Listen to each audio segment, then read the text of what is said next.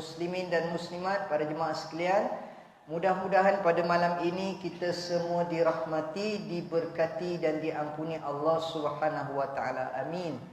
Ya rabbal alamin. Alhamdulillah, segala puji bagi Allah. Syukur kepada Allah, terima kasih Allah kerana mengizinkan pertemuan kita pada malam ini di rumah Allah, di masjid ni namanya Masjid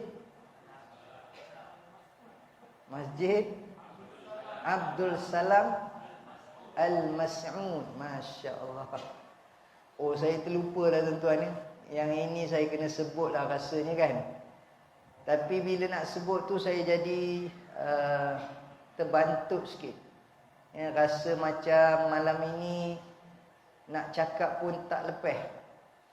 Nak cakap pun rasa terkesima. Nyaris tak terkentut aja. Pasal malam ini ada guru saya. Nak panggil cikgu ke panggil ustazah ke saya pun dah lupa dah. Cikgu Farah Wahidah. Cikgu Faradiba Farah Wahidah pula. Iaitu isteri kepada YB kita, rupanya guru saya sewaktu belajar di sekolah agama, sekolah menengah agama Irsyadiah Adiniyah Batu 26 bahagian Datuk. Dulu saya bersekolah di situ tuan-tuan ni. Jadi malam ini bila ada guru saya ni, saya nak cakap lebih-lebih pun rasa macam tak lepas. Pasal banyak rahsia saya dalam poket dia. Baik, jadi tuan-tuan dirahmati Allah Subhanahu wa taala. Malam ini masjid kita buat ceramah gabung dua program sekali, iaitu ceramah Ma'al Hijrah dan juga kemerdekaan.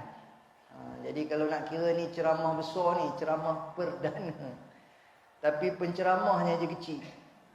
Penceramahnya tak berapa nak besar. Tak cukup apa orang panggil? Bukan tak cukup sifat. Tak cukup. Jadi tuan-tuan dirahmati Allah Subhanahu wa taala, kita bercerita tentang hijrah dan juga kemerdekaan ni, dia boleh jadi maksud yang sama. Sebab hijrah ni maknanya berubah, pindah ataupun tukar. Dia tolak 1957 dah berapa tahun? Saya kira tadi 66 tahun. Betul ke tak? Maknanya dah 66 tahun. Ada sebahagian daripada kita merasa pada zaman Malaysia merdeka, merdeka. Dan sebahagian daripada kita tak merasa pun.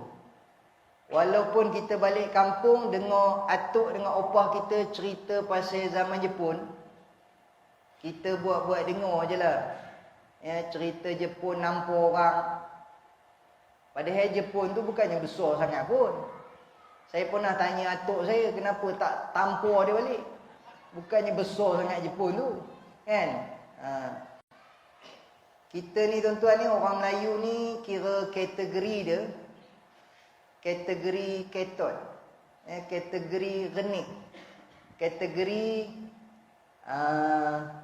bantut.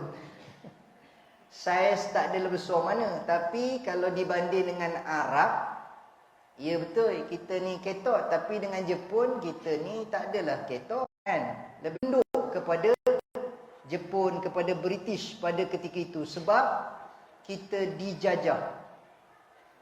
Tapi Alhamdulillah, setelah kita merdeka, maka tanah perintah oleh orang kita sendiri, oleh sendiri. Sebab ini tanah Melayu. Wayang tu penuh. Pakai kepiah belaka tengok cerita Mak Kilau. Kan, tengok ada sekali tu budak tahfiz siap berjubah pergi tengok wayang. Lepas tu pula tengok sekali tu, ini orang masjid ni. Tok Imam pun tengok wayang juga. Cerita Mak Kilau. Jadi masa cerita Mak Kilau tu tuan-tuan ni, semua pakat meremang belaka, semua pakat semangat belaka. Semua pakat takbir belaka. Habis-habis tengok cerita Mak Kilau, tanggil kepiah pakai tengkolok pula. Sebab kita tengok cerita tu membangkitkan semangat cinta kepada tanah air kita, iaitu tanah Melayu, dan membangkitkan semangat cinta kepada agama dan cinta kepada bangsa. Salah ke kita cinta kepada tanah air? Salah ke kita cinta kepada agama? Salah ke kita cinta kepada bangsa kita? Jawapannya tak salah. Hubbul watan minal iman, kata ulama. Cinta kepada tanah air sebahagian daripada tanda keimanan. Nabi kita Muhammad sallallahu alaihi wasallam sendiri cinta kepada tanah airnya, iaitu Makkah. Nabi lahir di Makkah, Nabi dibesarkan di Makkah, Nabi berumah tangga di Makkah, Nabi bekerja pun di Makkah, dan Nabi diangkat menjadi Rasul pun ketika Nabi berada di Makkah. Akan tetapi bila mana turun perintah wahyu Allah Subhanahu wa taala supaya Nabi hijrah ke Madinah, bukan kerana Nabi dah getik, bukan kerana Nabi dah tak gemar, bukan kerana Nabi dah nyampah, bukan kerana Nabi dah meluat dengan Mekah. Nabi cinta kepada Mekah, tetapi oleh kerana perintah supaya hijrah, kita nak bina satu kekuatan. Rupanya tuan-tuan, kita kena hijrah. Lama dah duduk dekat kampung Sungai Kerawai ni, tak berubah lagi. Maka kena pindah kampung Sungai pula, Sungai Samak. Jauh ke dalam pula. Baru ni saya ceramah di kampung Sungai Samak. Saya kata tak sampai-sampai lagi ke. Nasib baiklah perginya sebelum maghrib tu awal sikit. Saya rasa kalau saya pergi malam, patah balik kot. Risau takut lang suyo terobang. Kan? Ustaz pun bukannya berani sangat. Dalam ceramah aja berdegur-degur kata jangan takut kepada hantu, takutlah kepada Allah. Tapi bila terobang hantu, cabut lari juga ustaz. Jadi tuan-tuan dirahmati Allah Subhanahu wa taala, kita sayang kepada tanah air kita, iaitu bumi Malaysia ini. Dan kita alhamdulillah telah pun merdeka. Cuma sebelum saya ceramah ni tuan-tuan, saya pun tengoklah beberapa pandangan. Ada pandangan mengatakan memang betul kita dah merdeka negara, tetapi rakyatnya masih belum merdeka. Itu yang payah nak faham tu. Negara dah merdeka tapi rakyat belum merdeka. Kemudian ada pandangan pula menyatakan secara luaran, secara umumnya kita sudah merdeka. Akan tetapi pemikiran kita belum merdeka. Perangai kita belum merdeka. Jiwa kita belum merdeka. Maknanya yang merdeka itu ialah luar, tetapi dalaman kita masih lagi dijajah oleh penjajah. Ada orang kata, ustaz, Jepun dah balik dah ustaz. Tapi rupanya Jepun balik, dia ada meninggalkan dia punya apa ya? Dia punya selipar. Namanya selipar Jepun. Baik, yang itu tak menjejehkan apa-apa pun. Kalau Jepun tinggalkan selipar, kita pakai selipar Jepun, tak ada menyebabkan kerosakan. Akan tetapi yang lebih bahaya daripada itu ialah apabila penjajah dah balik, tetapi pemikiran kita, ideologi kita, sifat perangai kita masih lagi ada perangai penjajah, sifat penjajah, pemikiran penjajah. Itu yang bahaya, yang insya-Allah pada malam ini kita nak kupeh sama-sama. Tapi tuan-tuan, saya ni bukanlah penceramah politik. Jadi ceramah saya tak adalah berdegur-degur sangat. Dia slow and steady aja. InsyaAllah malam ini pukul 9 kita berhenti, boleh? Jadi tuan-tuan janganlah harap tu besar sangat. InsyaAllah kita berhenti pukul 9. Sebab apa? Acara kemuncak malam ini ialah makan. ceramah ni selingan aja. Jadi tuan-tuan ya, bila saya tengok dah ada orang yang tengah mengidam, buat persiapan untuk makan malam ini, jadi saya kena berhenti awal. Sebab Nabi kata kalau makanan dah teridam, kena makan. Jadi jangan ceramah lama-lama. Baik, jadi tuan-tuan dirahmati Allah Subhanahu Wa Taala, kata ulama yang pertama sekali, maksud merdeka itu ialah apabila kita keluar daripada kegelapan kufur kepada cahaya Islam yang terang. Alhamdulillah ya, penduduk di kampung Sungai Kerawai ni majoritinya Muslim, majoritinya mukmin. Betul tak? Kalau ada pun yang bukan Muslim, yang bukan mukmin, ya. Baru ni saya ceramah dekat mana? Dekat Sarawak. Saya dah cerita ke belum ke masa saya ceramah di kampung Selabak tu? Ya, saya masa solat maghrib tu jadi makmum. Imam dia baca kan, bunyi slang Jawa. Jadi saya kata, dekat Sarawak ni pun ada Jawa ke? Ghairil maghdubi alaihim waladdallin. Oh, ini slang Jawa ni. Dekat Sarawak ni pun ada Jawa ni. Lepas habis solat maghrib, ya, sebelah saya pengerusi. Saya pun tanya, pengerusi nama apa? Sekejap lagi saya nak mukadimah tu nak sebut nama pengerusi. Nama saya Ratno. Ui, nama pun Ratno. Ada orang Sarawak nama Ratno. Pengerusi Jawa ke? Jawa. Imam Jawa. Kami dekat sini Ustaz 99.99 Jawa. Saya kata dah macam bakteria pula. Ya, 99.99 Jawa. Ada pula dekat Sarawak ni jauh. Dia kata, Ustaz, Jawa ni ada di mana-mana. Di seluruh dunia ada Jawa. Pergilah tak mana pun, dekat situ ada orang Jawa. Orang Jawa ni ialah bangsa yang merantau. Masya Allah, hebat orang Jawa. Lepas tu saya tanya, dekat sini ada tak kuih nama dia punten? Sekali dia kata tak ada, tak pernah dengar. Kawan saya Jawa Bagan Datuk jual punten. Kan? Kenapa Jawa dekat Sarawak tak tahu punten? Kan? Kawan saya kata kalau nak sebut kena betul dia punya makhraj. Punten. Dia ada wajibul gunnah, kena ada dengung dua harakat. Punten. Jadi saya tanya Jawa dekat Sarawak, dia tak tahu. Oh, Jawa sana lain. Ya? Jawa sini tahu tak? Punten. Tahu? Wes mangan. Ya, wes mangan punten. Hari tu saya tersilap sebut dekat Batu Pahat. Saya nak tanya wes ngombe, tapi saya sebut wes ngembek. Marah orang Jawa sana. Bukan wes ngembek, wes ngombe.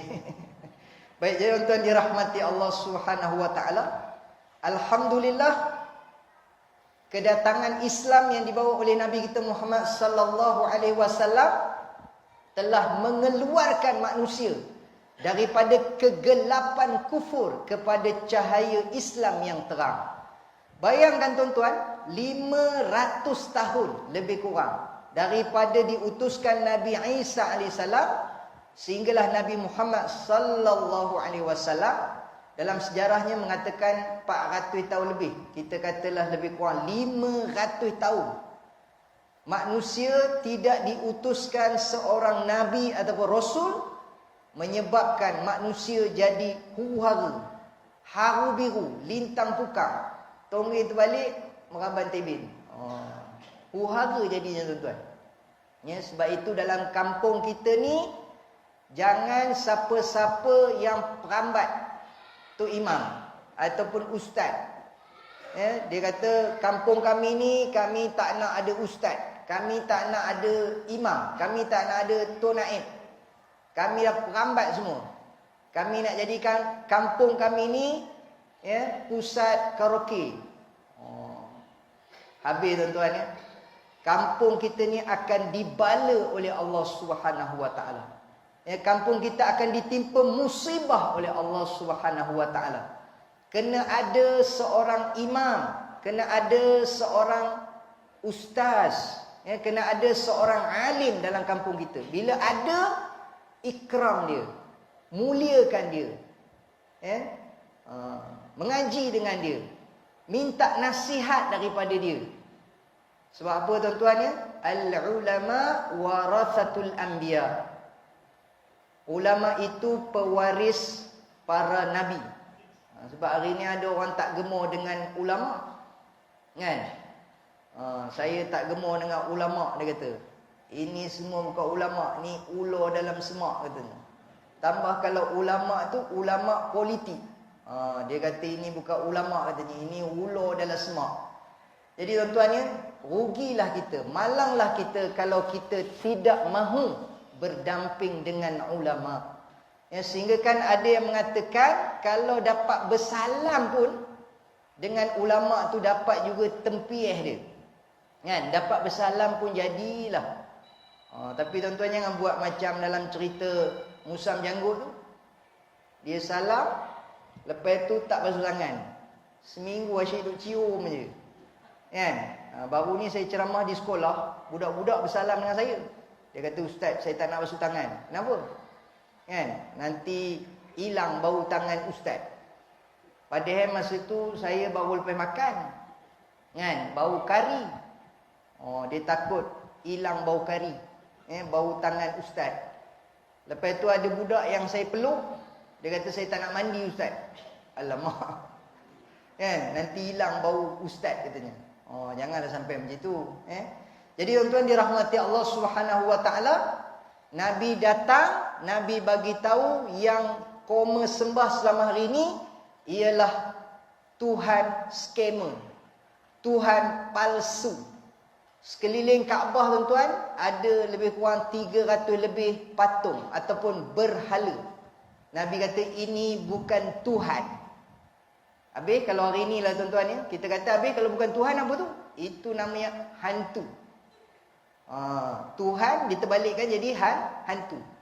Mana tak hantu? Kalau tuan-tuan kita tengok patung-patung berhala, ada yang kepala banyak. Biasa tengok kepala dia banyak. Ada yang kita tengok tangannya banyak. Ada yang kita tengok perutnya besar. Kan?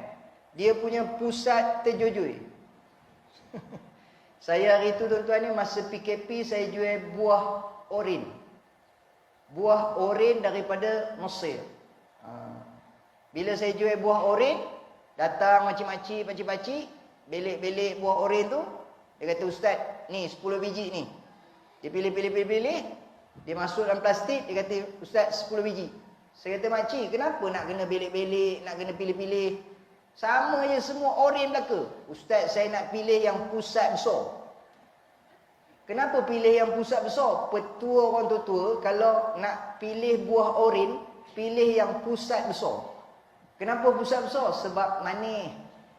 Saya pun tanya balik, "Makcik, kalau orang pusat besar, manis tak?" Dia kata orang pun sama juga. Jadi balik ni tuan-tuan tengok pusat masing-masing. Besar ke tak? Siapa pusat dia besar, manis. Siapa pusat dia tak berapa nak besar, masam-masam manis. Ada kawan saya orang Manjung. Dia kata, "Ustaz, dah tak jual ke buah limau?" Bila masa pula saya jual buah limau? Saya jual oren. Sama lah tu, oren dengan limau. Lain. Tuan-tuan, oren lain, limau lain. Tuan-tuan try makan buah oren Mesir. Dia buah oren terbaik dunia, nombor 1. Rasa dia lemak, manis, tak ada biji. Tu dia oren Mesir. Tapi kawan saya kata, "Ustaz, kenapa dah tak jual buah limau Fir'aun?" Apa pula limau Fir'aun? Sebab dia panggil oren tu limau. Lepas tu oren Mesir tu dia kata limau Fir'aun. Sebab yang makan oren ni Fir'aun katanya. Hampir tu. Jadi tuan-tuan ya, saya dah tak jual buah dah. Pasal apa? Sebab orang dah boleh pergi beli sendiri. Dulu saya masa PKP, saya boleh pergi merata-rata. Pasal dapat surat. hantar rumah ke rumah. Orang tak beli 10 biji, orang beli sekotak. Masa tu saya jadi kaya sekejap. 3 bulan. Jual buah oren. Sebelum saya jadi kaya, saya jadi asnaf. Pasal dah jual kereta, dah jual rumah masa PKP. Datang kawan saya hantar telur dengan beras. Yuk, kami dengar kamu dah jadi asnaf sekarang ni. Dia pun hantar telur. Saya kata dah banyak telur ni. Masa PKP tu pelik, banyak pula telur. Sekarang ni lepas PKP, mana pula pergi telur? Bila telur tak ada, kita pun import telur daripada India. Jadi ada kawan kata, kenapa telur India putih Pelik pula dia. Pasal tengok telur daripada India putih. Ini telur daripada India, bukan telur India. Baik, tuan-tuan dirahmati Allah Subhanahu Wa Taala. Ya. Nabi bagi tahu ini bukan Tuhan, ini berhala. Ataupun bahasa kita kata ini hantu. Buat apa kita nak sembah hantu? Tuan-tuan, demo ni dah cerodik sikit. Dulu mereka letak buah depan mereka punya patung. Buah betul. Lepas tu sekarang ni dia tengok tak makan-makan. Kan? Tengok orang Melayu yang curi makan. Demo kata tak boleh jadi ni. Orang Sungai Kerawang ni dia rembatnya buah letak depan patung tu. Jadi depa tukar buah plastik. Jadi maknanya Tuhan pun kena tipu. Kan? Lepas tu kita tengok ada pula yang mata dia sepet. Demo kata tu pasal kena asap colok, pasal itu mata dia sepet. Jadi tuan-tuan dirahmati Allah Subhanahu Wa Taala, itu bukan Tuhan. Tuhan yang sebenar ialah Allah Subhanahu Wa Taala. Alhamdulillah kita semua telah keluar daripada menjadi manusia yang duduk dalam kegelapan kepada manusia yang keluar kepada cahaya Islam yang terang. Alhamdulillah tuan-tuan ya. Beruntung tak jadi orang beriman, beruntung tak jadi orang Islam. Jawapannya beruntung. Pasal apa? Sebab dengan iman dan Islamlah kita layak masuk syurga. Kalaulah kita ni tuan-tuan yang masih lagi berada dalam kekufuran, dekat rumah kita masing-masing ada pokok besar, dekat rumah kita masing-masing ada patung berhala. Macam saya dengar ceramah seorang penceramah Chinese dekat Malaysia ni, saya pun lupa nama dia. Kim Jong Non ke apa nama dia? Bukan, Lim Jong On apa macam itulah. Saya dah lupa dah. Kadang-kadang ada datang Teluk Intan ni, dia buat ceramah kan. Dia cerita pengalaman dia, bagaimana dia boleh divert. Dulu kita sebut convert. Convert tu maknanya tukar. Tak, dia kata yang betulnya divert. Kembali kepada agama fitrah. Macam mana dia boleh kembali kepada agama fitrah? Sebab berlaku satu kejadian, peristiwa. Dekat rumah dia terbakar. Bila terbakar dia tengok, Tuhan dia pun terbakar sekali. Sepatutnya Tuhan dia menyelamatkan orang yang terbakar. Dengan Tuhan-Tuhan dia terbakar. Jadi dia pun angkat Tuhan dia yang terbakar tadi. Dia kata menyusah orang betul Tuhan. Dah lah berat. Jadi lama kelamaan dia pun terfikir. Dia kata macam mana pula Tuhan yang sepatutnya menyelamatkan, dia pula diselamatkan. Jadi dia kata ini tak betul. Jadi pendek ceritanya tuan-tuan ya, dia kembali kepada agama fitrah, iaitu Islam. Baik, tuan-tuan dirahmati Allah Subhanahu Wa Taala, asbab kita menjadi orang beriman dan menjadi orang Islam, maka layaklah kita masuk syurga. Jangan pernah sekali-kali terlintas dalam hati kita untuk tukar agama ataupun menyesal menjadi orang beriman. Hari itu kita tengok ada dalam Malaysia ni tuan-tuan ni, dia ni pondan. Nama asalnya sedap, Muhammad Sajjad, orang yang banyak bersujud. Lepas tu pasal orang nak tangkap dia, dia lari pergi ke Australia. Lepas tu pergi ke mana pula tak? Dia pernah keluarkan kenyataan, dia kata payahlah jadi orang Islam ni. Nak buat itu tak boleh, nak buat ini pun tak boleh. Sampai nak kena kejar, sampai nak kena tangkap. Apalah salah saya? Apalah salahnya? Nak pakai seperti wanita. Saya ni sebenarnya, kalau tuan-tuan tengok dia punya video tu, dia siap gosok-gosok lagi. Mana ada katanya. Dia sebenarnya lelaki, tapi dia nak ngabarkan dia sebenarnya perempuan. Tapi sebenarnya dia lelaki. Dia buat video, dia gosok-gosok. Dia kata mana ada, saya tak ada yang lelaki punya tu. Saya perempuan. Jadi tuan-tuan ni, dia kata payahlah jadi orang Islam ni. Jadi orang bukan Islam lagi senang. Pasal orang bukan Islam ni boleh buat apa sahaja yang dia nak buat. Malah kadang-kadang ada yang kita tengok orang bukan Islam tak perlu nak solat pun, tak perlu nak tutup aurat pun, tapi kehidupannya serba mewah, nampak macam bahagia. Naik kereta besar, rumahnya besar, katilnya besar, isterinya pun besar. Isterinya kecil pula. Kan? Jadi kita pula rasa cemburu. Saya pun nak jadi macam itulah. Tuan-tuan yang dirahmati Allah Subhanahu wa taala, wala tahinu wala tahzanu wa antumul a'launa in kuntum mu'minin. Jangan berasa hina, jangan berasa duka cita, jangan berasa kecewa.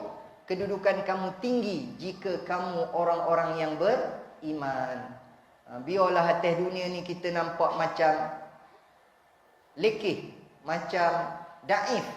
Akan tetapi yang kita nak kejar ialah kehidupan akhirat yang menjanjikan kekayaan dan kekayaan yang kekal abadi, iaitulah selama-lamanya di dalam syurga Allah Subhanahu wa taala. Amin ya rabbal alamin.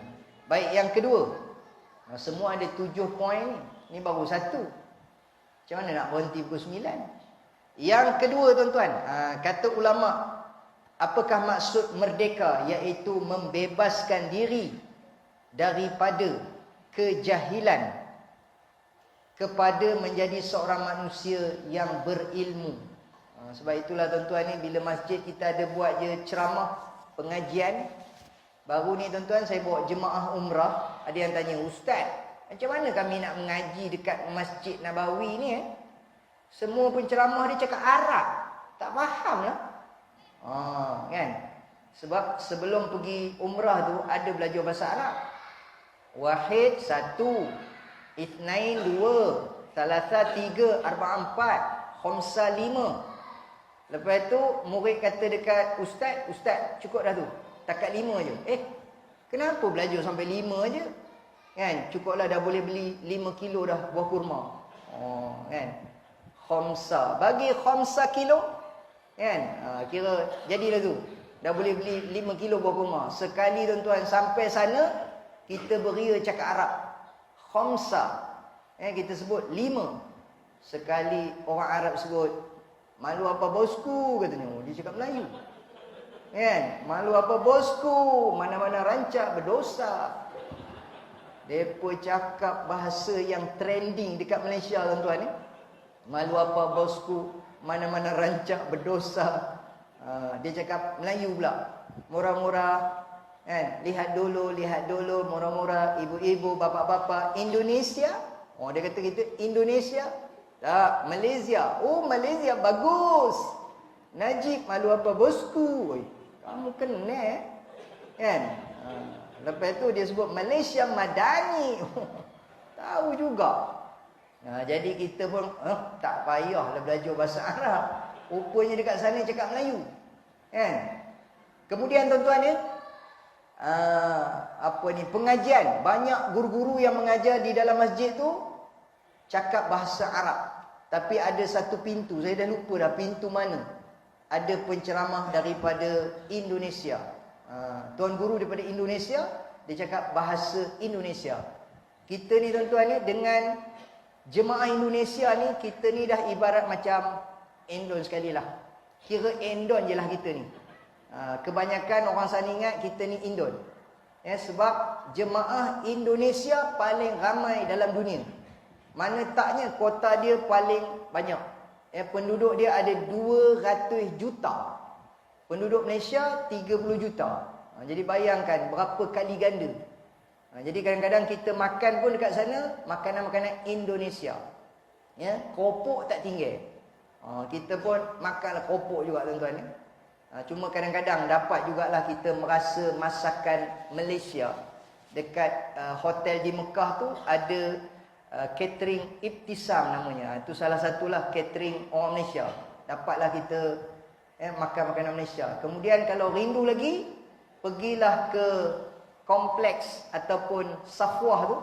Dekat bangunan Safwah tu, dekat bangunan jam tinggi tu, jam besar tu, di situ ada restoran Nur Malaysia. Itu siapa punya tu? GISB, Global Ikhwan Sdn Bhd. Sebelum tu namanya Rufaqa. Sebelum tu lagi namanya Al-Arqam.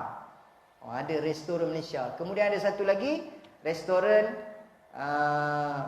Felda, Felda, Disaji namanya. Kan? Baru ni saya bawa jemaah pergi makan dekat Disaji. Tapi dia punya roti canainya frozennya. Bukan roti canai tebor dekat situ. Dia kurang kick sikit lah. Jadi tuan-tuan dirahmati Allah Subhanahu Wa Taala. Yang kedua, bebaskan diri kita daripada kejahilan kepada menjadi orang yang berilmu.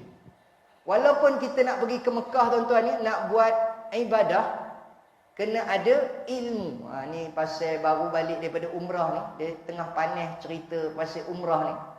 Ada jemaah kata, "Ustaz, saya nak cium Hajarul Aswad." Pak Haji, nanti dulu Pak Haji. Sebelum kita cium Hajarul Aswad, kita selesaikan yang wajib dulu ni. Kita tawaf dulu. Tak kira, saya nak cium juga. Kenapa Pak Cik tu nak cium Hajarul Aswad? Sebab maknanya dia mengaji. Sunnah dia tuan-tuan ya, sebelum kita tawaf, Nabi akan mengucup Hajarul Aswad terlebih dahulu. Kemudian barulah Nabi tawaf. Jadi Pak Cik ni kata, "Ustaz, saya dah mengaji hari tu." Penceramah kata Nabi cium Hajarul Aswad, kucup Hajarul Aswad. Jadi saya nak kucup dulu, baru saya nak tawaf. Tapi kebiasaannya jemaah Malaysia kita tak buat macam tu. Pasal apa? Zahmah, crowded, jam. Tapi pakcik tu pasal dia nak sangat, kita kata, "Okey pakcik, kami tunggu sini. Kami bagi masa 2 minit. Pergi cium." Pakcik tu pun menyelonot. Dia pun kita kata menyondoi.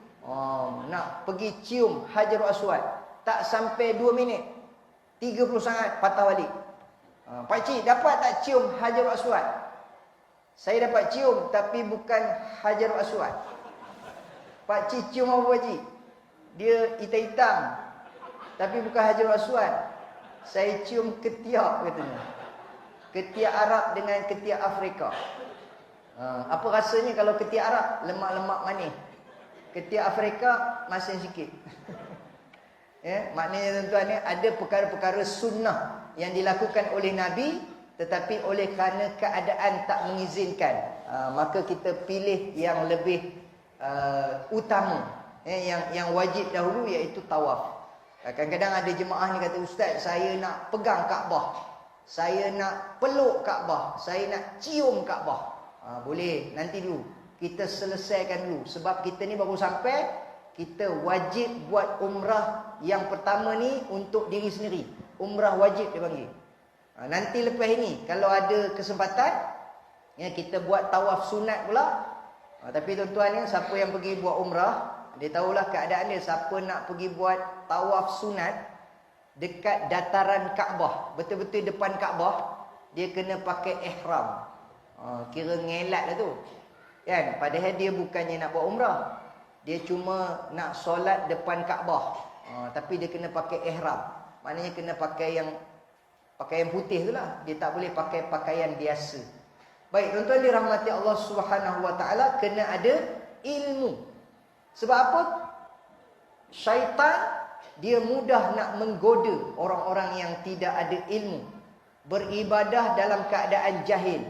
Kata ulama, kalau tengok orang tidur tapi dia alim, sedangkan di sebelahnya ada seorang yang sedang beribadah, solat sunat 1000 rakaat, tapi dia jahil, syaitan mudah memperdayanya berbanding alim yang tidur tadi, lebih besar pahala dia.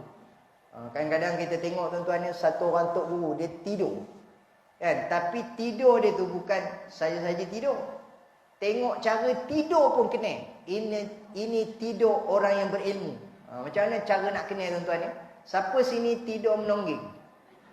Ustaz, saya kalau tidur cara lain tak boleh. Kalau menongging baru saya boleh tidur.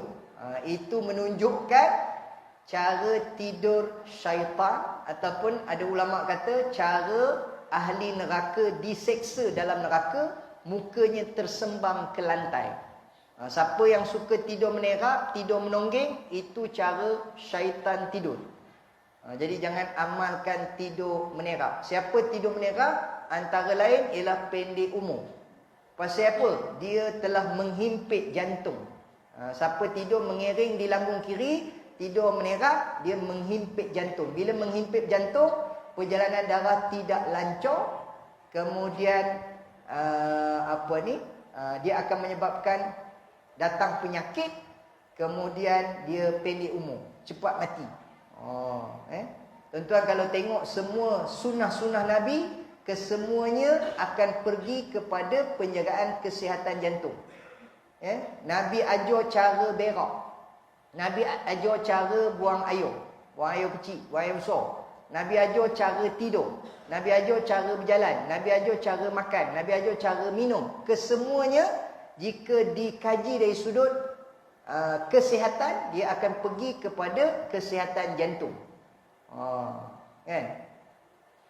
Sebab itu tuan-tuan ni kata Allahyarham Ustaz Ismail Kamus. Kan? Pernah dengar tak dia punya pantun 3 kerat? Bila kita berjalan, jantung berjalan. Bila kita berhenti, jantung berjalan. Bila jantung berhenti, sambung. Lagi sekali. Macam tak faham. Ya? Bila kita berjalan, jantung berjalan. Bila kita berhenti, jantung berjalan. Bila jantung berhenti, kita jalan. Sebab itu tuan-tuan, amalkan sunnah Nabi. Ustaz, macam mana cara Nabi buang air? Yang pertama sekali dah tentulah mencangkung, ataupun duduk. Ustaz, saya tak boleh lah mencangkung. Saya daripada kecil lagi dah kencing berdiri. Saya dah memang daripada kecil lagi tembak dinding. Kan? Masa zaman muda Ustaz berlekuk. Masa tu kencing dereh. Kan? Masa tu kuat kencing. Kuat kencing ni ada banyak maksud juga. Kencing orang, kencing kawan. Kuat kencing. Kaki kencing. Saya kaki kencing Ustaz. Jadi tuan-tuan ya, Nabi ajar kencing mencangkung. Cuma ada dalam riwayat pernah menyebutkan Nabi pernah sekali ataupun dalam keadaan darurat ketika perang, tak silap saya, yang Nabi kencing berdiri. Tetapi dalam keadaan biasa mencangkung ataupun kencing dalam keadaan mencangkung lah. Kemudian bukan setakat mencangkung je. Bila dah kencing tu, last sekali, ada ulama kata urut. Kan, urut dekat bahagian atas tu, bahagian ari-ari. Kemudian ada yang sebut istibrak, berdehem. Supaya air kencing tu keluar habis. Kan, bila kita meneran, berdehem tu maknanya meneran. Itu bagi lelaki. Perempuan tak payah. Sebab kalau perempuan buat,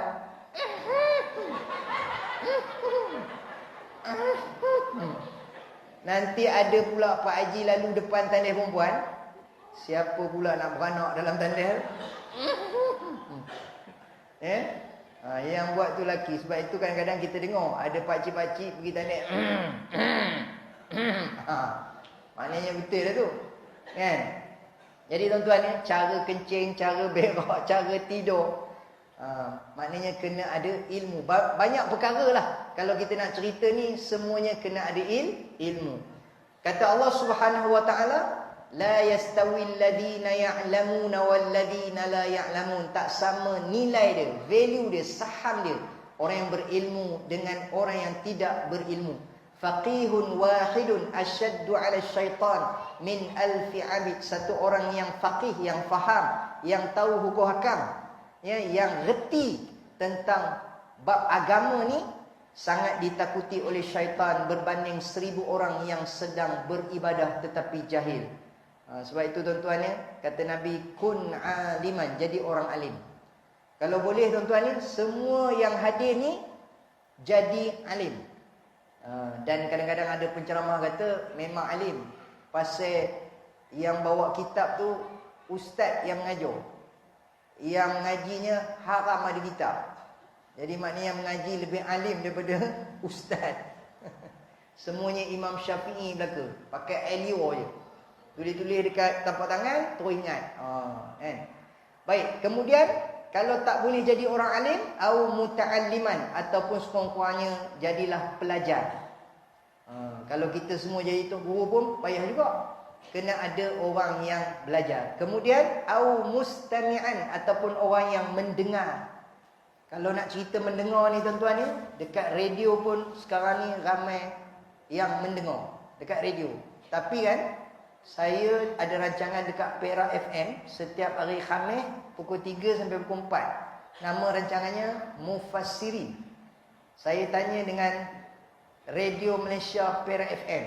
Saya tanya dengan Perak FM, siapa pendengar-pendengar rancangan saya ni? Ataupun pendengar-pendengar rancangan agama kebanyakannya daripada golongan mana?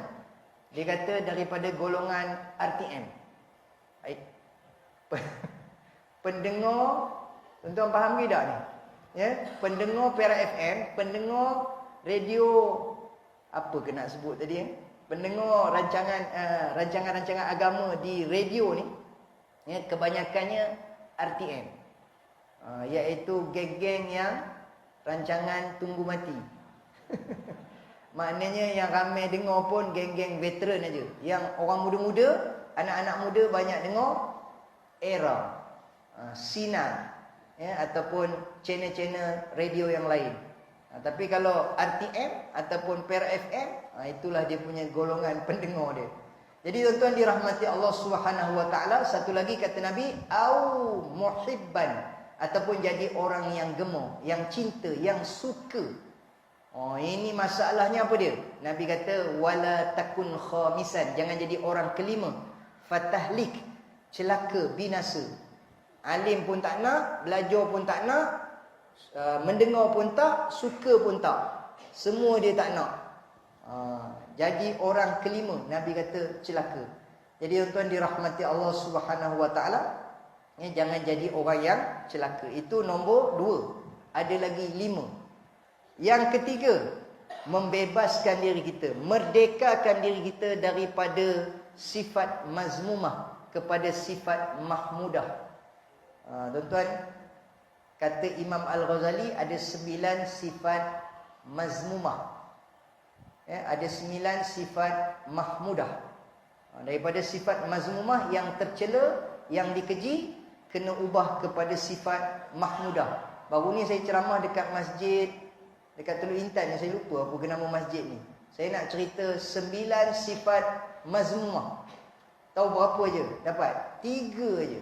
Daripada 9 dapat 3 je. Jadi saya kata kena datang lagi 2 kali. Jadi maknanya malam ini tuan-tuan, kalau saya tak habis 7, kena sambung minggu depan ceramah. Boleh? Boleh tak boleh? Jemaah di sana jujur. Boleh? Boleh belah. Saya tanya, boleh tak? Boleh belah. Sini ambil hati sangat, cakap je lah, boleh belah ustaz. Baik, jadi tuan-tuan dirahmati Allah Subhanahu wa taala, ya, sifat yang dikeji, yang tercela. Saya kerja pejabat agama tuan-tuan ya. Kadang-kadang ada makcik-makcik datang. Ustaz, dululah saya kerja pejabat agama dulu. Ustaz, suami saya tu, kenapa makcik? Tak baik tau ngumpat suami. Kami kalau ngumpat pun nak cerita depan qadi, depan yang arif. Sebab kita nak kita nak counselling, nak dapatkan khidmat nasihat. Itu dibenarkan mengumpat suami. Ni kalau datang-datang pejabat agama, malulah nak cakap. Makcik cakaplah makcik nak cerita apa? Tak boleh cakap, nanti kata mengumpat. Habis buat apa datang sini? Makcik saya saja datang. Kan? Jadi kalau dia tak datang cerita pasal suami dia, dia kena mengumpat suami dia. Jadi kata makcik ni tadi, ustaz, suami saya tu rajin pergi masjid. Ui, baguslah suami makcik rajin pergi masjid. Memang dia bagus, dia rajin pergi masjid. Tapi, ada tapi. Kenapa makcik? Tapi ustaz, masalahnya dia kedekut tak hidup masin. Tuan-tuan ni ada tak di kalangan itu? Rajin pergi masjid tapi kedekut tak hidup masjid. Saya tanya dengan makcik, kenapa makcik kata suami makcik kedekut tak hidup masjid? Mana makcik tahu tak hidup di masjid? Makcik tahulah makcik tidur sekali dengan dia. Kadang-kadang makcik makan tak hidung dia. Tu yang makcik tahu tak hidup di masjid. Kan? Suami isteri biasa ada kokak-kokak sikit. Jadi kadang terkokak tak hidung. Jadi tahulah tak hidung suami dia masjid. Jadi rupanya tuan-tuan ni ada perangai itu di kalangan kita. Kemudian ada pula seorang lagi makcik, dia kata, Ustaz, suami saya tu pakai jubah. Ui, bagus. Sorbannya besar tempayan. Bapuk besarnya sorban. Maknanya dari segi pemakaian ni ikut sunnah. Tapi Ustaz baran. Suka nak mengamuk, suka naik angin. Kadang-kadang makcik ni kena smackdown. Oh, makcik kena smackdown. Dia balik daripada masjid, dengan jubah-jubah tu dia smackdown makcik. Dia bertukar jadi The Rock. Kan, dia baran, suka nak mengamuk aja. Jadi tuan-tuan ni ingat tak lagi, Nabi pernah menasihati seorang sahabat yang datang kepada Nabi, Ya Rasulullah, ausini, bagi nasihat dekat saya. Tuan-tuan sekali-sekala jumpalah Tok Imam minta nasihat. Ustaz, saya tak ada masalah. Saya nak buat apa? Jumpa imam. Saya pun dengan imam tak apa bergemuk. Saya kalau lepas habis solat Ustaz, saya tak ada nak bersalam dengan imam. Sebab imam tu dia parti lain, saya parti lain. Kan? Saya tak nak bersalam dengan imam. Rugi dah tuan-tuan ni. Nabi kata lepas solat bersalam-salaman tu nampak benda macam remeh, tapi gugur dosa-dosa kecil di celah-celah jari bersalam. Kan? Gugur dosa-dosa kecil di celah-celah jari. Lepas tu pula bila bersalam tengok muka. Ramai orang bila dah bersalam okey dah, tapi tak tengok muka orang yang disalam. Nabi kata melihat wajah sambil senyum, nyerongin. Yang orang Jawa cakap apa? Senyum. Sambil senyum. Tabassumuka fi wajhi akhik sadaqah. Senyum kepada saudaramu sedekah. Ni dah salam elok dah, tapi muka tak tengok dan tak senyum kepada orang yang kita tengok wajah tu, senyum. Siapa yang muka dia tak senyum, bengis, bengking, garang, dah lah muka bengis. Kan? Bengking, garang pula tu, misai pula tebal. Yang saya dengar ceramah siapa ke? Dia kata ada orang dia bela misai tebal sampai tutup mulut. Bila nak makan kena selok. Kan? Minum teh tarik penuh buih sangkut dekat misai. Lepas tu jilat dah tu. Kan? Jadi tuan-tuan dirahmati Allah Subhanahu Wa Taala, kat mana saya cakap tadi? Saya pun dah terlupa dah. Siapa yang muka dia bengking tak nak senyum, adik-beradik malaikat Malik, penjaga pintu neraka. Jadi tuan-tuan ya, malaikat Malik pun pernah senyum sekali, iaitu ketika bersalam dengan Nabi. Itu je sekali dia pernah senyum. Lepas tu dia dah tak pernah senyum selama-lamanya. Pasal apa? Tugas dia jaga pintu neraka. Jadi siapa yang tak suka senyum tu, adik-beradik malaikat Malik jaga pintu neraka. Baik, jadi tuan-tuan dirahmati Allah Subhanahu Wa Taala. Jangan ada di kalangan kita ni, cerita tadi, sahabat datang jumpa Nabi, bagi nasihat dekat saya. Nabi kata apa? La taghdab, jangan marah. Kemudian sahabat tu kata lagi, Ya Rasulullah, bagi lagi nasihat. Nabi kata, La taghdab, jangan marah. 2 kali Nabi pesan. Kemudian sahabat kata lagi, La taghdab, jangan marah. Maknanya 3 kali Nabi ulang, jangan marah, jangan marah, jangan marah. Kenapa Nabi bagi nasihat begitu? Sebab Nabi kenal sahabat-sahabat ni ada di kalangannya yang rajin datang ke masjid. Bab solat berjemaah ni memang tip-top, tapi ada perangai baran. Ada perangai yang suka marah. Kata Datuk Dr. Fadilah Kamsah, boleh marah, jangan marah-marah. Tuan-tuan faham tak? Marah dengan marah-marah. Mula-mula saya pun tak faham apa beza marah dengan marah-marah. Kita dibolehkan marah dengan isteri kita jika dia buat salah. Kita marah tu kerana Allah, kerana kita tak nak dia buat lagi kesalahan itu. Tapi marah pun dengan cara kasih sayang. Tapi jangan marah-marah. Maksudnya apa dia? Sikit-sikit nak marah, sikit-sikit nak marah. Hari itu budak-budak yang datang ke masjid, dia kata, Ustaz, kami datang masjid selalu kena marah-marah. Siapa yang marah? Tak tahulah, Tok Siak kot. Biasanya Tok Siak ni dia garang, biasanya lah. Tapi masjid ni punya Tok Siak saya rasa tak garang kot. Tak suka marah budak-budak. Banyak Tok Siak di mana-mana masjid suka marah budak-budak. Oi! Budak tu tanya saya, Ustaz, masa pakcik tu marah, dia cakap, saya tak faham dia cakap apa. Jadi boleh tak Ustaz terangkan, pakcik-pakcik ni kalau dia marah, dia cakap bahasa Jerman ke, bahasa Jepun ke, bahasa apa? Saya kata biasanya kalau pakcik-pakcik dia marah budak-budak, dia akan cakap bahasa Jerman. Sampai budak-budak pun tak faham. Pernah sekali tuan-tuan ni, ada budak kena marah dekat belakang. Pasal dia berlari-lari, main-main, bising-bising, dia kena marah. Lepas tu budak tu menangis. Sebab yang namanya budak-budak ni bila kena marah dia menangis. Lepas tu budak tu masuk ke dalam masjid. Pakcik yang marah tu kata, masuk pula dalam masjid. Kan? Rupanya yang kena marah tu anak penceramah. Penceramah tu datang, bawa anak penceramah pergi main dekat luar. Dia bukan nak dengar bapak dia ceramah. Dia pun dah tak lalu dengar ceramah. Sekali kena marah dengan Tok Siak. Tok Siak kata, apa budak tu masuk ke dalam? Rupanya dia pergi nampak bapak dia, penceramah. Jadi tuan-tuan ni, jangan main marah sembarangan. Tantah di belakang tu anak pengerusi, kan? Anak Tok Imam, cucu Tok Imam, anak penceramah. Ada seorang Habib, dia kata apa dia? Kalau tengok budak-budak berlari di masjid, biarkan. Kerana boleh jadi rumahnya sempit. Kadang-kadang tuan-tuan ni kita tengok budak-budak berlari tu, rupanya dia perak, dia jakun. Dia tengok datang masjid, lueh lah. Rumah dia kecil, rumah dia sempit. Dan ada satu ungkapan tuan-tuan, biarkan budak berlari di masjid, jangan biarkan budak berlari-lari di masjid. Jangan biarkan budak-budak lari dari masjid.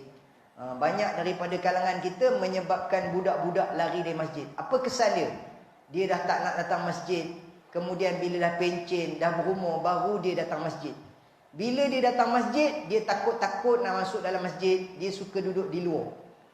Jadi tuan-tuan, kalau nak kenal orang yang suka duduk di luar tu, biasanya dia trauma. Dia pernah kena marah masa kecil-kecil. Orang yang duduk di luar kata, aku pula yang kena, kan? Jadi saya pergi tanya orang yang duduk di luar tu, kenapa tak nak masuk ke dalam? Saya trauma sebenarnya. Dulu masa kecil pernah kena marah. Jadi tuan-tuan dirahmati Allah Subhanahu Wa Taala, buang perangai baran, suka nak mengamuk. Apa kata Nabi? Laisa syadidu bisur'ah, innamas syadidu alladhi yamliku nafsahu 'indal ghadab. Tidaklah dikatakan seorang itu gagah, pendekar, berani, kuat, yang boleh mengalahkan orang yang ramai ketika dia bergaduh, bertinju, bergusti. Akan tetapi orang yang gagah, yang kuat, pendekar itu ialah orang yang boleh mengawal dirinya ketika marah. Tuan-tuan pernah tak pukul isteri? Pernah tak pukul isteri? Ada sahabat datang jumpa Nabi, ya Rasulullah, boleh tak saya nak pukul isteri saya? Rupanya tuan-tuan, bukan kita je geram dengan isteri. Sahabat Nabi dulu pun geram juga. Sebab yang kata orang perempuan ni tuan-tuan, bak kata Ustaz Azhar Idrus, orang perempuan ni perangai macam kanok-kanok. Dia perangai dia macam budak-budak. Kadang-kadang menyebabkan kita geram, rasa nak pukul, kan? Akan tetapi bila sahabat tanya Nabi, ya Rasulullah, boleh tak saya nak pukul isteri saya? Agak-agaklah tuan-tuan kalau kita jumpa Tok Imam kita kan, Mam, boleh tak saya nak pukul isteri saya? Kenapa kamu nak pukul? Isteri saya tu geram, saya tengoknya kecil besar. Dia suka melawan, suka merajuk, perangai macam budak-budak. Imam kata apa? Tak baik pukul. Sian dia. Dia kan orang perempuan. Perempuan ni kan orang lemah. Saya lemah. Jangan pukul. Tak baik. Selalunya kita bagi nasihat macam itulah bunyi dia. Tapi Nabi punya nasihat, satu ayat yang menyebabkan terus sahabat ni sentak Tak jadi nak pukul. Apa ayat dia? Ya Rasulullah, boleh tak saya nak pukul isteri saya? Lalu kata Nabi, tergamakkah kamu memukul teman tidurmu? Oh, itu ayat dia. Tergamakkah kamu memukul teman tidurmu? Terus tak jadi. Bila dikenang-kenang tuan-tuan, betul juga isteri kita selama hari ni dia teman tidur kita. Kan? Kalau dia tak ada, susah hati kita. Mana ke dia? Oh, ada. Kan? Cari-cari tak ada. Rupa jatuh katil. Kita yang terajang, kita tidur lesok. Kan? Lepas tu kesian tak? Kesian. Kita akan panggil dia supaya naik balik atas. Kan? Saya baru ni bawa jemaah umrah yang veteran-veteran. Duduk sebilik. Pakcik umur dah 70 ni kan. Kalau tidur dengan makciknya ada buat apa-apa tak? Oh. Pakcik kata, ustaz ni apa benda soalan tanya kau begitu? Kami dah tua ustaz. Lainlah ustaz tu muda lagi, kau je nak menerokam aje. Kan? Pantang sentuh. Dia punya current dia kuat lagi. Kami ni dah tak ada current dah ustaz. Takkanlah tak buat apa-apa kot. Tak ada buat apa-apa. Habis kalau makcik baring sebelah buat apa? Makcik kalau ada pun buat sendai kaki aja. Janji ada, letak kaki aja. Janji ada katanya. Oh, ayat dia tu tak boleh tahan. Buat sendai kaki katanya. Kan? Tak ada nak buat apa dah ustaz, kata dah tua-tua ni kan. Masya Allah. Jadi tuan-tuan, tergamak kamu mukul teman tidurmu. Tapi tuan-tuan jangan buat pasal. Sekarang ni ada kes orang perempuan pukul suami. Dulu saya kerja di Pejabat Agama Manjung. Kan, datang orang lelaki teroyak. Orang lelaki rupanya kalau teroyak lagi buruk. Macam beruk mak ye. Orang perempuan kalau dia teroyak, kalau dia menangis, kita rasa simpati. Ya Allah, kesiannya tengok akak ni. Sebab orang perempuan kalau datang dia akan menangis. Itu memang senjata dia. Sebelum dia cerita 10 minit dia menangis. Nangis kerja ni. Kak bila nak cerita kak? Kejap lah. Ada lagi ni. Kan? Okey kak, dah boleh cerita tak? Belum lagi. Kejap lah ustaz. Kan? Kita tengok pun simpati. Tapi kalau lelaki menangis, rasa nak sepak je. Orang lelaki kalau menangis, buruk. Jadi ada kes orang lelaki menangis. Saya pun tanya, bang, kenapa abang menangis? Buruk benar bang. Teruk sangat abang menangis. Dia kata, isteri saya curang. Bila dia cerita-cerita tuan-tuan ni, saya kata memang tak boleh simpan abang. Elok abang ceraikan. Selalunya, dia panggil pendamai ni, dia akan cadangkan supaya berdamai. Tapi kadang-kadang, bila kita jumpa kaunselor ni, dia kata, elok bercerai katanya. Tak jangan simpan dah ni. Kalau dah curang, sampai ke tahap isteri dia bawa lelaki lain ke rumah. Kan? Dan terserempak pula tu. Terserempak pula tu. Jumpa pula tu. Di rumah. Lelaki. Ini tak boleh simpan abang. Ini elok dah cerai bang. Bunga bukan sekuntum bang. Banyak lagi bunga-bunga yang lain. Tapi ustaz, masalah. Apa masalah dia bang? Masalahnya dia pukul saya ustaz. Bang, biar betul bang. Takkanlah isteri pukul abang kot. Abang kerja apa bang? Saya askar. Oh patutlah. Badan berketak, rambut pacak. Isteri? Isteri saya pun askar juga. Kalau ustaz tengok saya berketui, dia lagi banyak ketui. Isteri dia pun askar juga. Patutlah dia belasah suami dia. Ada lelaki macam tu tuan-tuan ni. Dalam hati ada taman. Macam di kalangan sahabat Nabi yang biasa kita dengar, Sayyidina Umar ni kalau dia berdiri sama tinggi dengan orang yang duduk atas kuda. Sama tinggi dengan orang yang menunggang kuda. Dia ni kalau ahli gusti, kalau kita tengok siapa yang tinggi? Triple H ke Big Show. Kan? Badan besar tinggi kan. Lebih kurang macam itulah Sayyidina Umar. Dan hebatnya Sayyidina Umar ni, sampaikan Nabi kata, kalau dia berjalan, jalan yang dia lalu tu, syaitan takkan lalu. Sebab syaitan takut dengan Sayyidina Umar. Kan? Yang kita pula terbalik tuan-tuan. Syaitan jalan sama-sama sekali. Kan? Betapa kamcingnya kita dengan syaitan. Kan? Tapi kalau Sayyidina Abu Bakar, dia ni mudah menangis. Dia ni sangat mudah menangis. Tapi diceritakan Saidina Umar pun bila malam dia menangis juga. Time solat malam, qiyamul lail dia menangis. Kan? Baik, lagi 3 je. Boleh? Ni dah terlebih 5 minit ni. Jadi saya minta izin tambahan masa 5 minit. Sebab saya tengok di belakang tu orang yang mengidangnya dah siap. Jadi memang kita kena berhenti Okey, sifat mazmumah. Kemudian membebaskan diri daripada maksiat kepada ibadah. Tuan-tuan ya, bila saya bawa jemaah umrah kan, ada yang kata, "Ustaz, saya ni risaulah. Saya ni takutlah." Kenapa pula takut? Saya sebenarnya Ustaz, dah berumur ni, baru nak pergi ni, bukan apa tau. Sebab antara jawapan yang selalu kita dengar ialah tak sampai seru. Kemudian yang kedua, duit tak mandang, duit tak cukup. Yang ketiga dia kata, saya rasa belum layak lagi, pasal saya banyak dosa. Saya nak tunggu dosa dah tak ada nanti baru saya pergi. Lepas tu Ustaz, saya dengar macam-macam. Dema kata sampai sana kalau banyak dosa tak nampak Kaabah. Dan tuan-tuan, ada satu kisah benar. Jaga-jaga orang kampung Sungai Kerawai.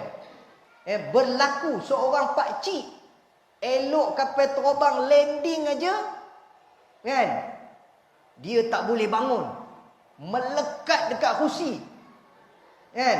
Dia kata, "Betul dah, betul apa yang orang cakap tu, betul dah. Sampai sini aku banyak dosa," katanya. "Betul, tak boleh bangun dah. Tak boleh nak mengerjakan umrah, dosa banyak." Lepas tu datang pramugari. Pramugari kata, "Pakcik, seat belt tak buka lagi." Oh, patutlah.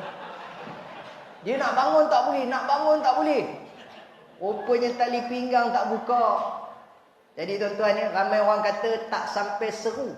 Sedangkan Allah dah seru dalam Al-Quran 1400 tahun yang lalu.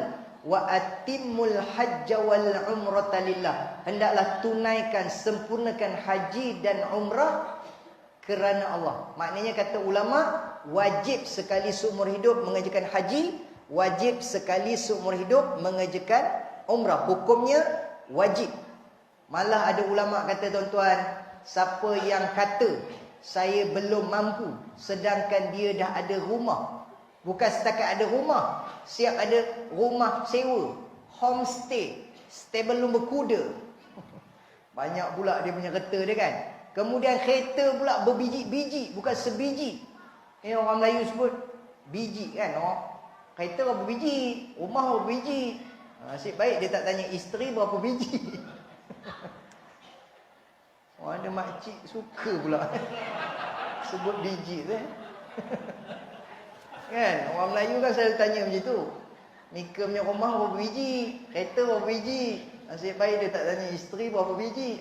Nah, ambil ni sebiji. Jadi kata ulama, kalau ada 2 rumah, wajib jual sebiji rumah tu. Sebab yang keperluannya ialah sebuah rumah je. Kenapa kamu dah ada lebih rumah? Lepas tu kata, saya ni tak cukup model lagi ni, tak ada duit lagi nak pergi haji. Ya, malah tuan-tuan ya, ulama kata siapa ada duit dalam simpanan dia 200,000, 300,000, lepas tu dia kata gilio tak sampai lagi yang tabung haji punya. Bila gilionya? Daftarnya bila? Baru daftar tahun lepas. Tuan-tuan tahu, siapa yang daftar, baru daftar tahun lepas, lagi 148 tahun. Dia punya giliran dia, 148 tahun lagi. Masa itu kata Ustaz Zaidrus, kalau hidup pun jalan macam biawak. Jalan nerak macam biawak lah. Kalau hidup lah, kalau tak memang dalam tanah lah dah. Jadi kalau dia ada duit simpanan, paling tidak pun 100,000, dia wajib ambil yang haji furoda tu, ataupun haji yang package tu, haji yang kena bayar mahal tu. Jangan tunggu yang giliran tabung haji tu. Jangan tunggu, pasal dia dah ada duit ni. Ustaz, saya kan belum sampai seru nak pergi Mekah. Habis yang serunya sampai kat mana? Saya cadang baru nak pergi Korea. Kepala bana betul. Dia kata Mekah tak sampai seru, tapi Korea dia cadang nak pergi ujung tahun ni. Satu family saya nak pergi Korea, nak main salji. Tu kepala bana jawapannya. Ya, pergi tempat lain bukan main lagi, merata-rata tempat dah pergi dah. Tiba pergi Mekah, pergi Madinah, dia kata tak sampai seru, tak cukup model lah apalah. Dan satu lagi tuan-tuan ni, siapa yang dah pergi haji, umrah, Mekah, Madinah sebelum pergi Korea. Katalah orang Sungai Krawai kata nak pergi Korea kan, lepas dah balik haji, balik umrah, dia kata dah selesai dah, saya nak pergi Korea. Belum boleh pergi Korea lagi, kena pergi Palestin. Itu ikut turutan dia. Ya, sebab dalam hadis Nabi kata la tushaddur rihal illa ila thalathati masajid. Jangan bersusah payah untuk sampai 3 masjid. Masjidil Haram di Mekah, Masjid Nabawi di Madinah, Masjidil Aqsa di Palestin. Kena pergi Palestin dulu. Ustaz, tak bahaya ke pergi Palestin? Jawapan dia tuan-tuan ya, saya baru 2 kali pergi. Kan, baru 2 kali pergi.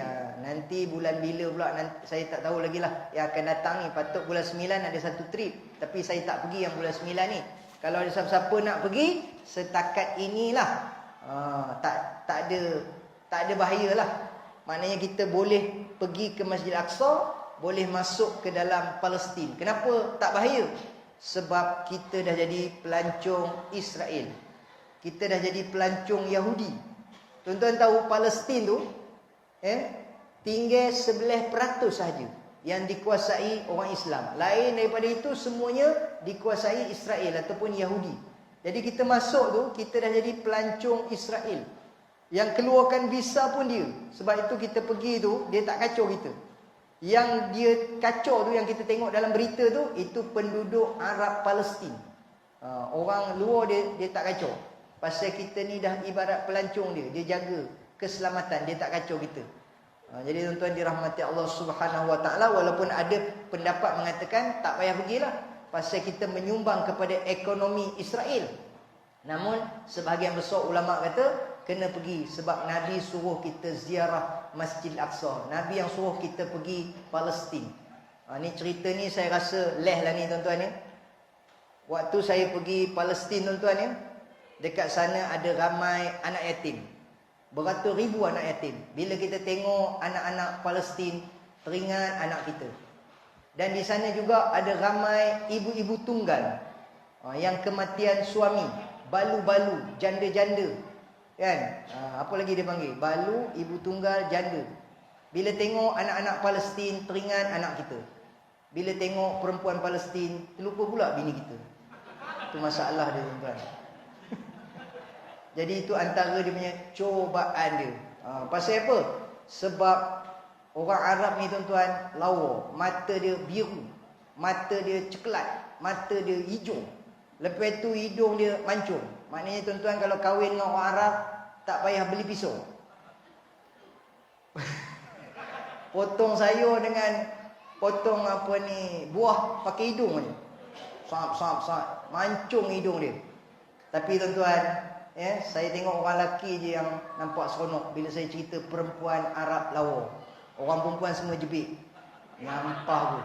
Jadi cara saya nak ambil hati balik, bila saya datang ke Sungai Krawai ni, saya tengok wanita di sini lagi cantik. Masya-Allah. Ciang. Nak ambil hati balik.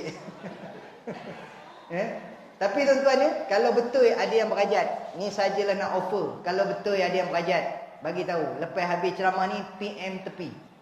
Jangan PM PM tepi. Pasal apa? Sebab memang saya duta aman Palestin. Ada senarai ibu-ibu tunggal. Kalau ada yang berhajat nak bantu wanita Palestin nak kahwin dengan ibu-ibu tunggal di Palestin. Saya baru ni tuan-tuan ceramah dekat Melaka. Pengerusi masjid angkat tangan. Saya Ustaz. Saya masa tu cukup respect. Pasal apa? Pengerusi angkat tangan. Jadi malam ini pengerusi masjid Assalam kan masjid ni? Assalam. Maknanya apa-apa biar pengerusi buat dulu. Barulah AJK berani ikut. Barulah jemaah pun berani. Jadi pengerusi kena sahut cabaran. Pengerusi masjid tu angkat tangan. Dia kata, Ustaz, saya nak. Saya kata betul ni Haji. Betul Ustaz, saya nak tolong orang Palestin ni, ibu-ibu tunggal. Saya kata Haji lepas habis ceramah ni daftar nama Okey Ustaz. Jadi insya-Allah jadi. Tapi Ustaz, saya nak tanya, berapa kos? Saya kata anggaran standby dalam 50K. Ustaz, kenapa mahal benar? Orang Palestin harga Yahudi. Harga Yahudi. Ni haji kita nak bawa pembantu rumah Indonesia pun permulaan dia 20K lebih. Mahal juga. Jadi ini nak bawa Arab haji, nak buat isteri mata dia biru. Itu yang kena mahal sikit, 50K. Lagipun bukan orang lain nak jadi isteri kita. Kan? Okey Ustaz, jadi 50K bawa bantai je. Bawa tilam banyak lagi. Okey, saya tulis nama haji tulis Ustaz, jap. Sebelum tu nak tanya. Lupa nak tanya. Sebelum jadi tu berapa umur dia? Saya kata haji, umur dia lingkungan 60-70. Haji kata, cancel tak jadi. Pula, tadi kata tak, kenapa tak jadi? Saya ingat yang muda-muda. Openya sebaya katanya. Kita pun tengok orang yang tanya juga. Kalau umur dalam 60-70, kita pun kabarlah ibu tunggal pun 60-70. Sebab apa? Saya takut pernah jadi satu kes. Pengerusi masjid, kan, kita bagi yang muda, sebulan tak datang masjid. Jadi kita bagi yang sebaya. Baik, ya tuan dirahmati Allah Subhanahu wa taala. Jadi saya pun tak tahulah cerita merdekanya ke mana. Jadi maknanya kena sambungan siri yang kedua. Kita tak boleh habis ceramah ni malam ini. Kita kena sambung siri yang kedua minggu depan. Boleh? Boleh? Belah. Baik, ya tuan dirahmati Allah Subhanahu wa taala. Lebih kurang gitulah cerita-cerita sembang-sembang merdeka dan juga hijrah kita pada malam ini. Mudah-mudahan kalau tak dapat sikit, dapat banyak pun jadilah. Masa saya ceramah program Aman Palestin tu tuan-tuan ya, saya kempen siapa tak boleh bagi derma sikit, derma banyak pun jadilah. Dia kata terbalik. Betul, memang saya cakap tak boleh sikit, banyak pun jadilah. Sebab saya dapat idea tu tuan-tuan ya. Ada seorang jemaah. Dia kata, Ustaz, saya minta maaf Ustaz. Haji tak bawa duit Tak apa Haji, saya faham tak bawa duit. Kadang kita terlupa nak bawa. Kadang, yalah masjid pun dekat, tak bawa duit. Tak, saya minta maaf, tak ada duit kecil. Selalu saya derma RM1. Duit biru, dulu, kini dan selamanya. Tapi kali ini saya ada duit besar je. Boleh ke Ustaz? Berapa Haji? 100 Haji. Boleh? Boleh Haji. Ya Allah, Alhamdulillah. Jadi tuan-tuan ni malam ni kalau ada tabung masjid, siapa tak boleh bagi sikit, bagi banyak pun jadilah. Ada pula makcik, Ustaz saya minta maaf. Makcik tak bawa duit ke? Tak, saya minta maaf tak bawa duit, tapi saya cuma nak bagi rantai. Boleh ke? Ya Allah, boleh benar makcik. Mak terus tarik rantai, bubuh dalam tabung masjid. Terkejut siap buka-buka tabung, tengok ada rantai meh. Masya Allah. Ada pula jemaah kata, Ustaz saya minta maaf, rantai tak ada, duit pun tak ada, yang ada cek je. Boleh tunggu jap dalam kereta. Ustaz tulis berapa nak? Pula. Maknanya orang Sungai Kerawai ni tuan-tuan ni duit banyak. Kan? Tapi kan kesimpulan dia apa dia? Tak kiralah duit kita sikit ke, duit kita banyak ke. Kata Nabi SAW, ahabbul a'mali ilallah adwamuha wa in qalla. Amalan yang paling dicintai oleh Allah berkekalan walaupun sedikit. Maknanya tuan-tuan, setiap kali datang ke masjid, jangan pernah miss, jangan pernah terlupa dan tertinggal untuk memberikan sumbangan walaupun sikit. Yang penting dia berkekalan. Ada seorang pakcik tu dia kata apa? Ustaz, saya setiap kali derma, saya seluk poket, saya bubuh semua sekali. Saya tak tengok merah ke, biru ke, hijau ke, kuning ke, saya bubuh. Saya kata Alhamdulillah pakcik, petua ni memang hebat ni. Boleh tak kongsi sikit macam mana pakcik boleh sampai tahap itu? Derma, seluk poket, bubuh semua sekali, tak tengok berapa not. Macam ni cara dia Ustaz. Sebelum saya pergi masjid, saya ambil duit RM1, saya bubuh dalam poket. Bila sampai masjid, saya seluk poket, saya tak tengok berapa not. Sebab saya dah tahu ada RM1 aja. Macam tu cara dia. Macam tu lah cara dia Ustaz. Tu derma yang paling hebat sekali ialah tak tengok berapa not dalam poket. Sebab dah tahu ada RM1. Baik, jadi tuan-tuan ni, sekadar itu saja. Minta ampun, minta maaf. InsyaAllah panjang umur rezeki, kita jumpa lagi. Malam ni ada iklan sikit tuan-tuan ni. Malam ni ada kawan-kawan saya bawah tu ramai yang datang berniaga. Jadi tuan-tuan support lah. Support kita punya kawan-kawan kita yang berniaga. Ada jual apa tu, kain pelekat ada, jual kepiah ada. Yang saya sendiri bawa tuan-tuan, pekasam. Pekasam ikan talapia. Saya rasa ada tinggal dalam belah-belah bungkus kot. Sebungkus RM10. Yang ini mak saya yang buat. Mak saya ni kaki memancing. Dia memancing dekat parit-parit, dekat Sungai Tiang, dekat Bagan Datuk tu. Lepas tu dia buat pekasam. Lepas tu dia suruh saya jual. Jadi tuan-tuan, kesianlah saya. Belilah pekasam saya. Tolonglah habiskan. RM10 aja. Pekasam ikan puyu dah habis. Pekasam ikan talapia saja yang tinggal. Tak banyak pun, ada belah-belah bungkus aja. Lepas tu tuan-tuan belilah minyak wangi, minyak apa ni, minyak wangi kasturi ada, minyak bidara ada. Apa saja yang dia menjual tu perhabiskan. Beli, biar licin. Terima kasih banyak. Apa yang baik datangnya daripada Allah Subhanahu Wa Taala, yang lemah dan kurang itu daripada kelemahan dan kekurangan diri saya sendiri. Assalamualaikum warahmatullahi wabarakatuh.